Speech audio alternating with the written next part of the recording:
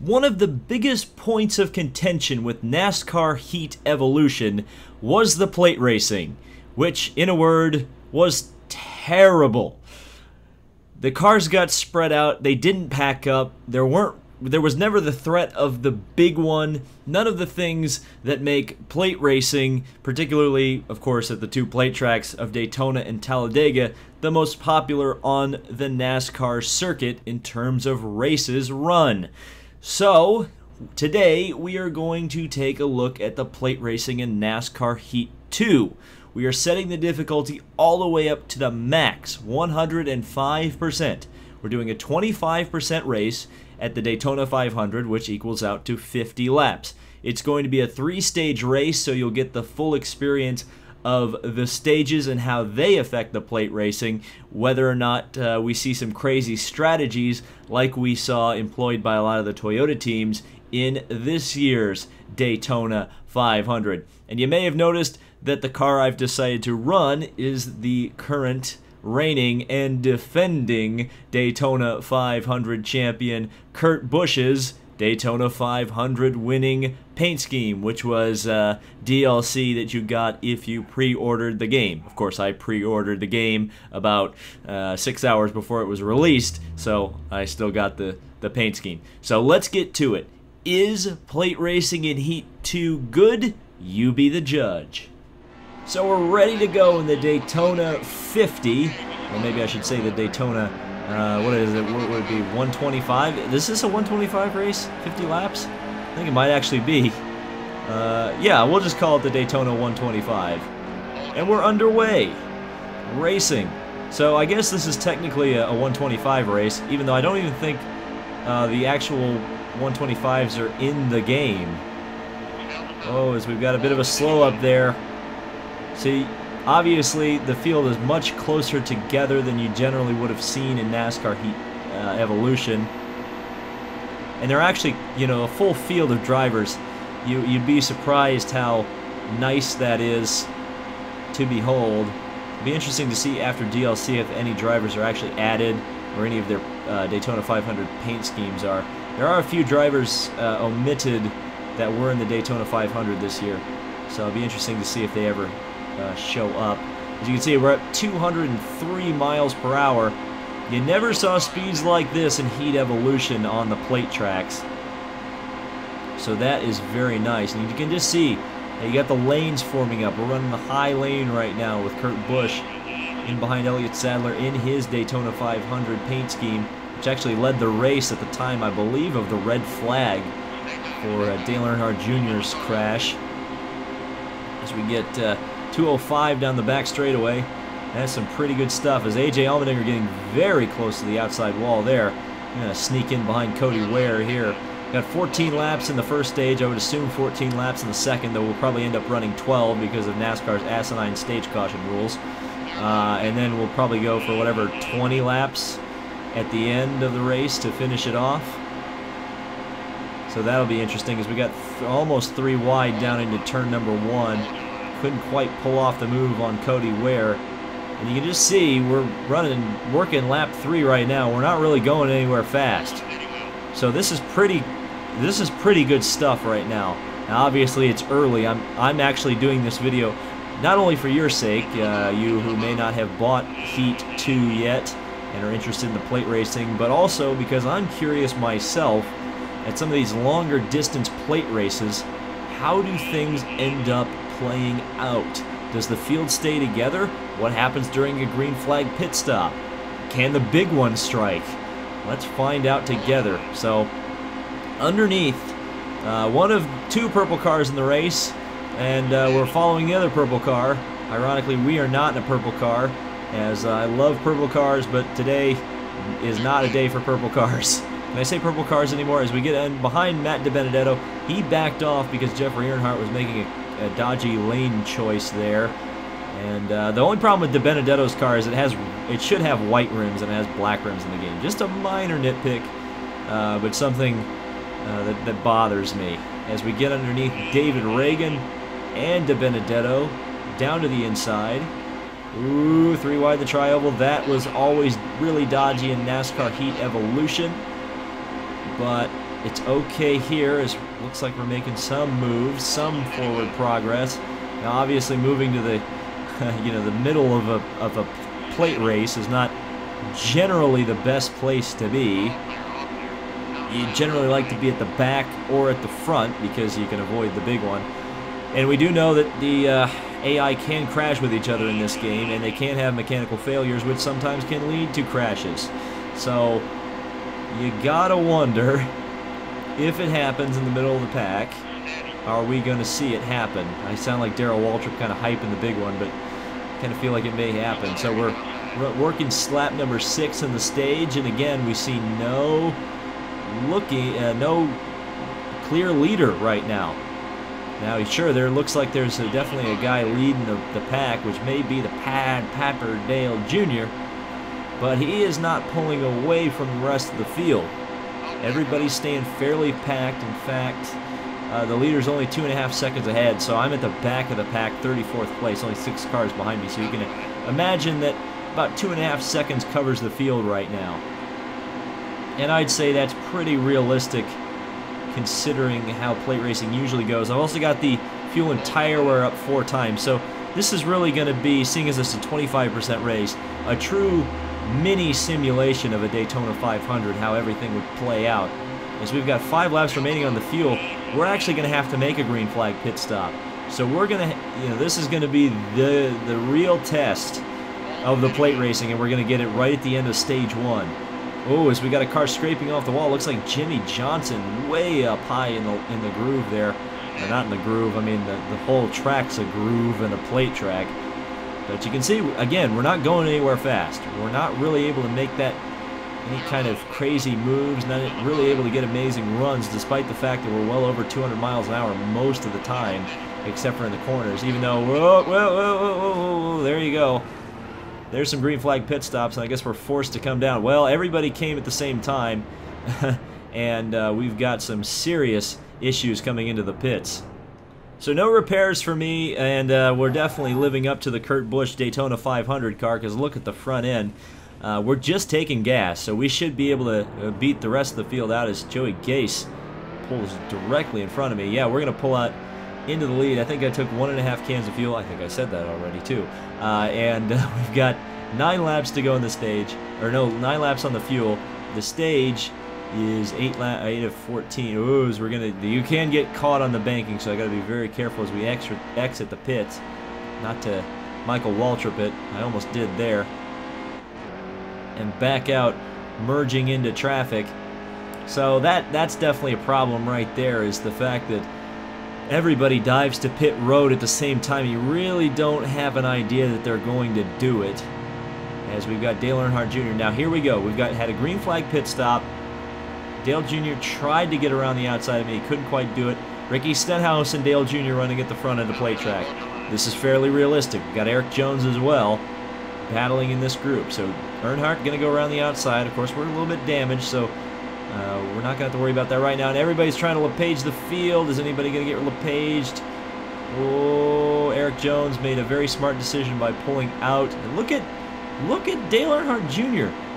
Look at how smart his AI was. He drove right around the outside of those cars coming out of the pits, and we're catching up to Trevor Bayne. So obviously the Roush guy is very fast on the plate track. So now we've got a nice spread out field. How is this all going to work out? Looks like we're all kind of running in a line right now. Wish I had a look back feature so that I could see exactly where everybody is in relation to me. But it seems like everybody's, even though they're running in a line, they're still fairly packed together. This is kind of what you'd expect after green flag pit stops at a plate race. And are we going to be able to, yeah, we'll be able to make it on fuel, no problem. As we get down into turn number 1 here behind Trevor Bayne.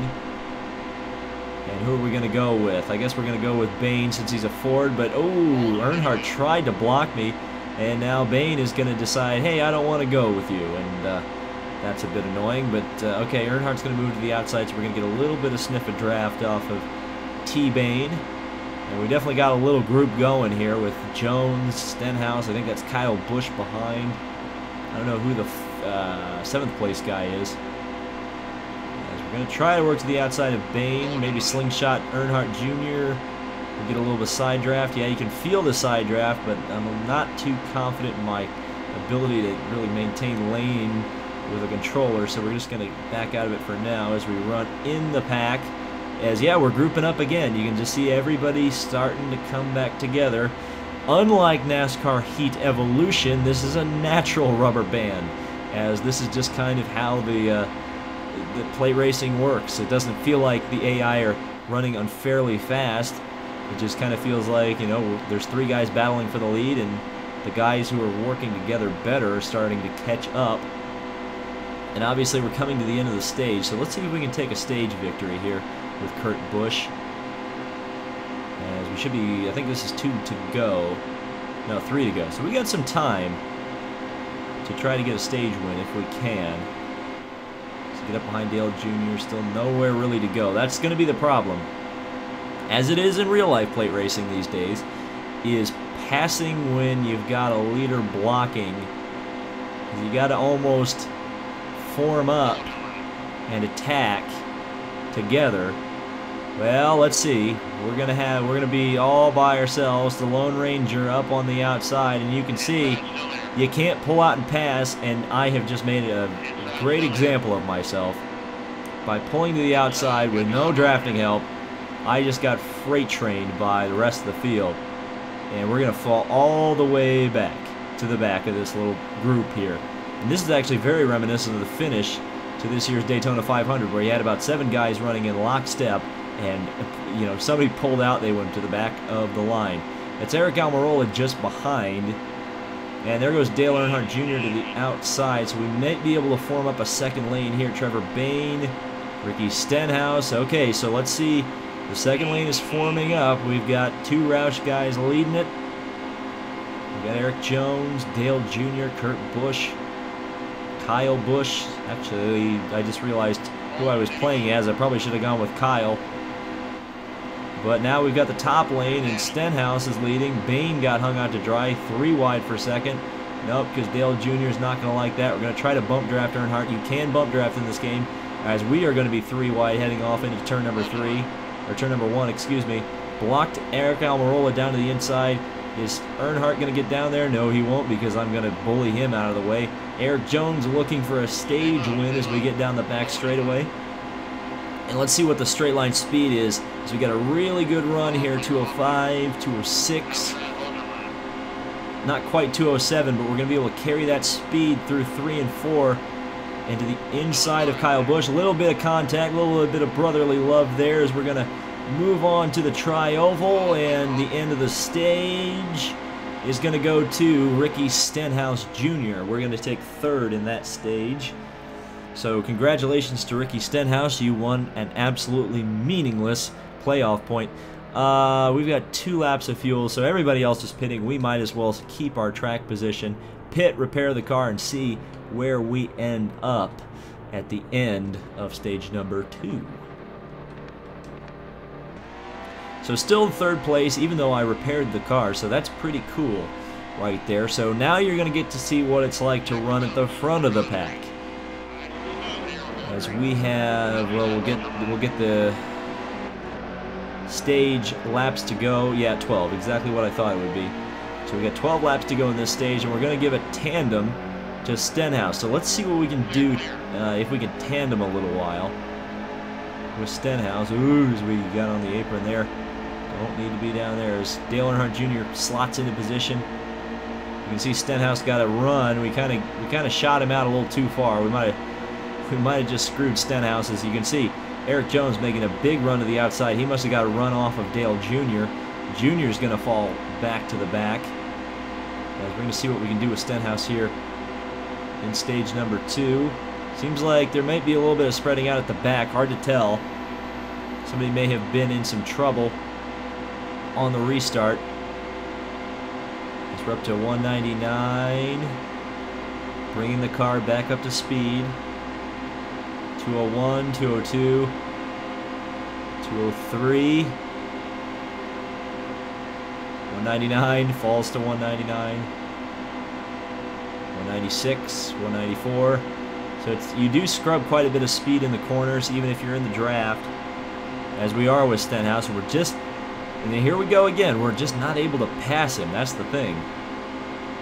Let's see what we can do here, though. We might be able to lead this pack if we can get up to the front. We've got to get a run on Stenhouse, though. That is going to be a major key.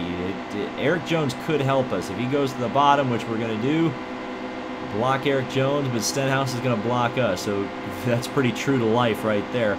10 laps to go in the stage. There's going to be more green flag pit stops, unless, of course, there's yellow. In which case, I would imagine most everybody's going to come in for fuel to be able to make it to the end of the stage. So we get right down next to the yellow line. Still just pulling Stenhouse. Nowhere quite to go yet. Jones to the outside. Earnhardt slotting in behind. It looks like Trevor Bayne going to go make it 3 wide possibly for the next position, which is essentially third. Yeah, everybody's pretty packed up. It looks like 2 by 2 by 2 past the first 3 or 4 guys. Which again is fairly true to life, again with how the plate racing is in modern day NASCAR. So 9 laps to go in stage number 2. Big draft off of Stenhouse. We were running some fast laps. 2:04 in the straightaway. 197 in the corners. Let's see what we can get speed-wise going down the back straightaway. So it looks like you definitely want to lead in this kind of plate racing, no doubt about it. Again, just like real life, that's why they call Earnhardt the Pied Piper, is because he always blocks multiple lanes of traffic when he gets out in front. Ooh, as I washed up the track just a little bit, almost gave Earnhardt the opportunity to get to the inside. See if we can hang Stenhouse out. No, he's very smart, gets back to the bottom.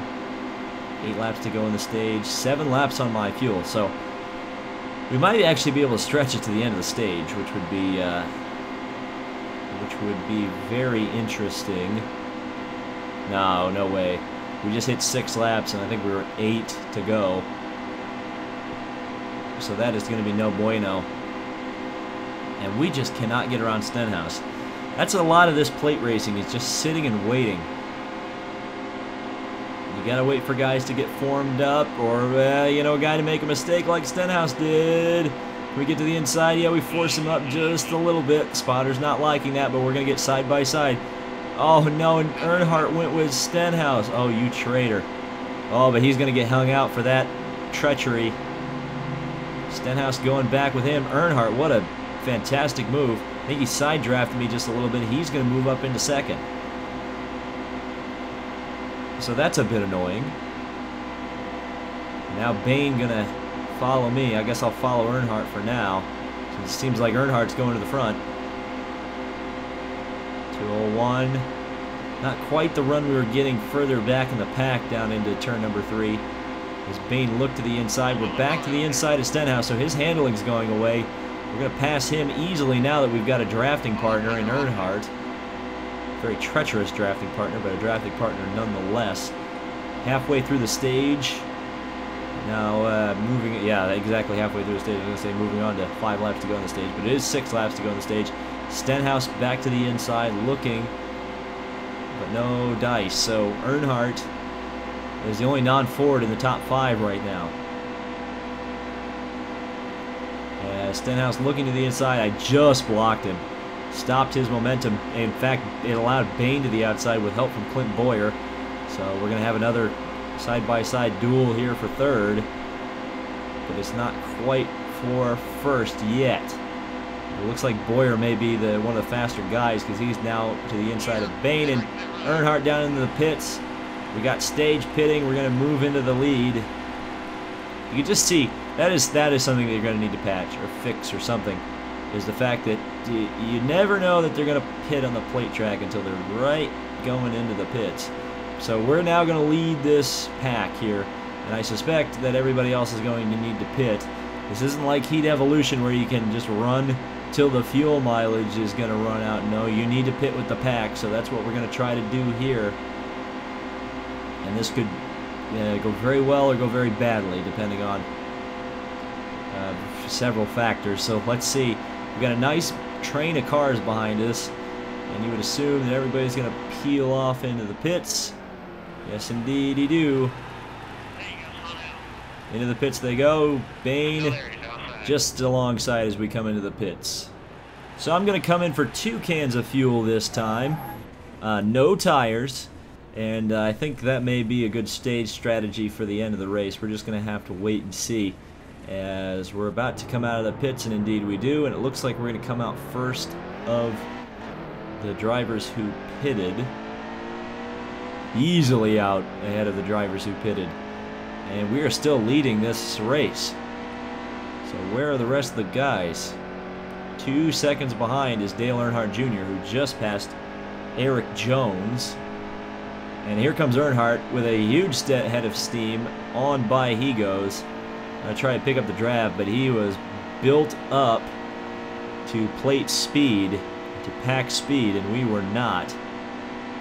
So into the lead goes Earnhardt, and that is, well, that's a weird place to end the stage. We must have had a yellow or something, which ended the stage. You can see the stage 2 results were quite interesting for sure. And nobody is pitting, so I guess we won't pit either. We'll stay out and maintain 2nd position. Cole Witt in 4th, Ty Dillon in 10th. Some interesting names up here. Let's see what happens as we come back to the green. So Earnhardt clearly one of the stronger cars, but we've got Cole Witt behind us. He's picking up his, if you've watched my NASCAR 15 videos, Cole Witt is always, for some reason, very strong in those videos. But it looks like we're really strong right now, because we're going to pass Dale Earnhardt Jr. and take the lead at the moment. We've got 22 laps to go, though, in the final stage. And so this is going to be where we really make the determination how good is the plate racing. Because, again, we would assume, or I should say you should assume, that there is going to be at least 1 green flag pit stop during this race, or during this stage, and we're going to see an extended amount of time where there are green flag pit stops, and the effects of that is Cole Witt goes to the front with help from Ricky Stenhouse, and we've got 3 wide racing all the way through the pack. Bain to the outside, that was Kenseth looking to the outside but didn't actually pull it off. Corey LaJoie in there, and Cole Witt leading. It looks like Stenhouse is going to dump him though pretty quickly. Well, maybe not. He blocked, or Cole Witt blocked. And we're going to give a shot to Stenhouse, try to get him into turn 1 or turn 3. Maybe a little bit of tandeming going on. Can't quite get him past Witt. This is going to take some timing. Let's see if we can get Stenhouse past Witt. No, he's going to... Well, here we go. Ooh, I almost shoved him right into the path of Witt, who was blocking like his life depends on it. I don't blame him. But we lost a little bit of time there. So we're going to have to get the run back. But we've got one of the faster guys behind us, Dale Earnhardt Jr. So a big run on Stenhouse. Let's see what we can do. I got out of the draft on the exit of the corner. That's going to hurt me. Down the back straightaway.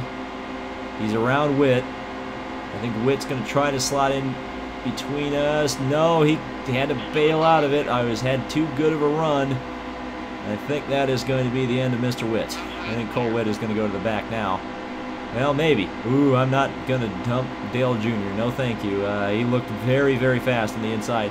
That actually is going to allow Cole Witt to stay up there for a little while, because he's going to side draft off of Jr., at least for now. Though I suspect he's going to fall by the wayside very quickly. So we've got quite a ways to go in this stage. We've only got 7 laps of fuel remaining, lap 32. We got 18 to go. In behind Stenhouse.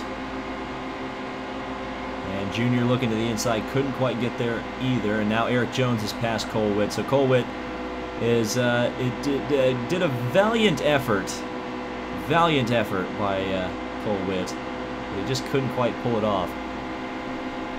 And now we're running behind Stenhouse once again. And now we've just hit 18 laps to go, so I lied the last lap. As Earnhardt looking, but not quite there. Looking again. He may get there this time. I made a mistake. I gave up the bottom. Oh, Stenhouse, you SOB. Stenhouse just dumped me. Kyle Busch. Brother, no, please. Oh, Earnhardt blocks Kyle Busch down to the inside. Here's Martin Truex Jr. for the first time, but we're not letting Joey Gase down to the... Oh, Truex decided to block Joey Gase to the inside. Oh, we did block Eric Jones, and now cars coming into the pits. Oh, boy, that was interesting. Okay, so I guess, yeah, again, that's the big problem right there, is cars just deciding to randomly pit. And look at our tire, we're not too good right now. Tires are wearing at a very fast rate. I don't know if I should go with no tires or try to get some draft by the end of this race. It's going to be tough because this is going to be the last pit stop of the day. Get 200 miles an hour. Is Kyle going to come into the pits? If Kyle's coming, we have to go too. Yeah, he's pitting, so we're going to get on the brakes here. Ooh. Ooh, Corey LaJoie it. Almost Corey LaJoie it. Almost absolutely completely wrecked going into the pits. Thankfully did not. Alright, we're going to go with 2 tires. We're going to loosen her up just a little bit of wedge out of the car. 2 cans of fuel. Should be enough to make it to the end. And back out we go in 7.9 seconds. Some cars did stay out. Eric Almirola, one of them. Ryan Newman, another one. So back out onto the track we go. I guess none of the AI are following the blend line procedure, so I guess we won't either. So we've got 11 laps left of fuel. In fact, we may need to stop again. So 2 green flag pit stops potentially. And now we are out by ourselves. So Ricky Stenhouse, he's up to speed. We are not quite yet, even though we're up to 190. Heading off into turn 3, but Stenhouse is 5.3 behind. 5.2 now, so I feel like the pack is going to form up, and when they do, they will catch me. We're just going to have to wait for that. There's also the possibility that there's going to be a BS yellow, which I would not put it past NASCAR as we go into the lead, taking that away from Kyle Larson, who was the leader of the guys who did not pit. And now we're going to find out how packed up everybody is by the intervals. And it looks like Stenhouse and Kyle Busch are probably working together, Trevor Bayne and Eric Jones working together, as everybody's kind of gaining on me. Now, in this stint, which looks like it's not going to last till the end of the race, we've got 9 laps to go on our fuel, and more than 9 laps to go in the race. So, in this stint, are they going to be able to catch me, is going to be the major question du jour on this one. And it looks like we've got already, they're catching me because we're down to 3.6, 3.7. If I could look back, if there was a look back button, aside from the rear view mirror, we would be able to see them probably coming down the main, or into the tri-oval. Corey LaJoie running in 5th. That's fairly realistic. Not really. But yeah, the pack is definitely forming up. If you look at the intervals, the guys behind Kyle Busch and Ricky Stenhouse are actually catching them as they are catching me. So theoretically, by the end of this run, they should be we should all be back together in one big happy group. I can see them in the rearview mirror now. Busch and Stenhouse are actually running side by side, it looks like to me. Of course, that's only judging by the white and yellow dots I'm seeing in the rearview mirror. So I can't necessarily put together better commentary than that, as Corey LaJoie moves up into 4th place and not too far behind Stenhouse in 3rd. So it's gonna be an interesting finish to this one, as we got 2.3 seconds. They are closing the gap very quickly. As you can imagine, they're running probably about 200 mile an hour lap speeds. I'm running about 195. So 5 miles per hour faster. You can imagine how much quicker they are catching me. It's down to a second. It's down to 9/10 now between Stenhouse and Bayne, and then 1.8 to us and Kyle Busch. So it's gonna be a pack race again very shortly. As we got 1.6 to Kyle Busch, 1.5 to Kyle Busch. It's the Busch brothers leading the pack. 1.3. Yeah, I can see a big pack of cars behind. But again, it's taken them a while to get up to me, but I think that's more down to the fact that I have a different strategy than they do. It would be nice to see the AI take no tires on plate tracks. I don't really think you need tires on plate tracks all the time. Even though my left sides are wearing quite a bit, I don't think I will need to change them by the end of the race. So here we go. They're down within a half a second, and they're going to start picking up a draft. So it's going to be up to us to hold them off for the next couple of minutes. Yes, Stenhouse has a big-time draft on me. He's going to pull up behind. Oh, goodness gracious, I let him by. Okay, well, we're going to need some help, some bush power here. As Kyle is pushing me, but we got the Roush guys heading down to the inside, and there's Dale Jr. as well. So the pack is formed up again. It's about 10 cars big, the first group here. Corey LaJoie's in it. As we got pit stops and a yellow. Well, that's gonna set up a pack race to the end. That is for sure. So we're gonna come in, repair the car, 2 cans of fuel, 4 tires. Loosen the car up because for whatever reason the wedge decided to reset itself despite the fact that I went to 47. We're going to go 46.9, and here we go. So we're down to 14th. 14th for this restart. We're next to Brad Keselowski in a beer wagon. So let's see what we can do working our way up to from 14th. DJ Kennington is in 15th behind me. We get to the inside of Daniel Suarez. And we're going to go 3 wide. Corey LaJoie just ahead of us. Very, very careful. Boink. Oh, that's just bouncing off of each other. Dale Earnhardt Jr. hung out to dry as we are just making too much contact for comfort. That's down the back straightaway. I'm a little bit timid because of how NASCAR Heat Evolution is with contact side to side. I shouldn't have been quite as timid. As we're now hung out to the outside. I don't think anybody's down there. Now Suarez is down there. We're going to get into the wall. Oh boy, there's the big one. That was my mistake, and it's a big wreck. At least the yellow came out. We're going to have to pit, fix the car, and now really work from behind the 8 ball. So we're all the way back in 37th. Blaney, Witt, and Castle are cars laps behind the race. So here we go. It's going to be a trophy dash to the end of this one.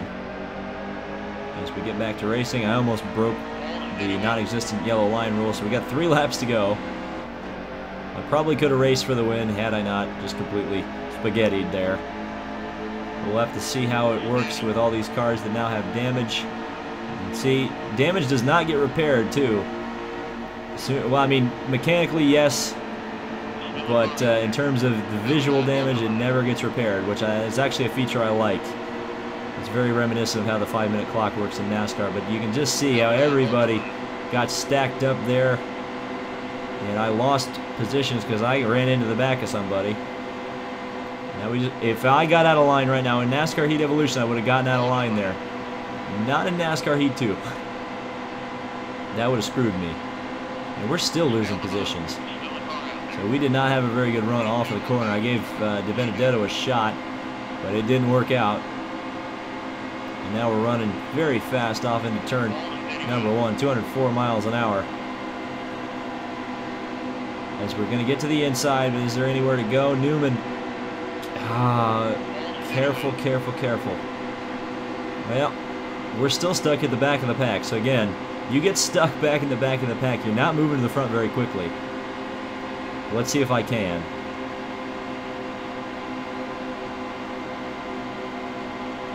There's DiBenedetto. Let's try to steal some draft off of him. Looks like Logano very slow on the outside. Possibly could draft with Logano.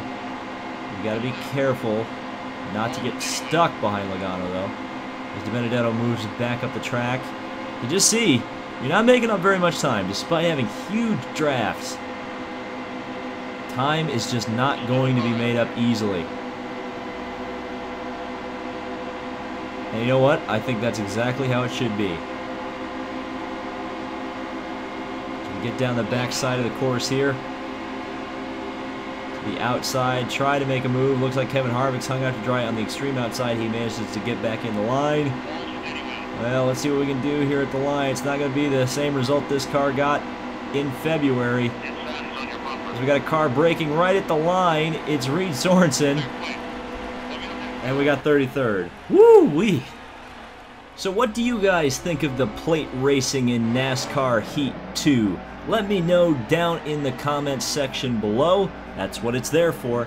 You know, if there's enough comments, constructive criticism, maybe 704 will be able to see it and be able to address some of the issues. Because one of the issues I definitely found was the pitting under the green flag. There's just not enough warning to be able to know when a guy's coming in and when he's not, and it certainly stacks up the field quite a bit. So I'd like to see that changed. But as you can see, just a almost 110% improvement in terms of the plate racing over NASCAR Heat Evolution. So if you're a fan of plate racing, this is probably definitely one you're going to want to pick up, even if you start the big one like I did. Oh, I took DJ Kennington out. I didn't even realize I'd done that. But anyway, thank you guys so much for watching. This has been David Land on YouTube. Leave a like for plate racing, and we'll see you in the next video.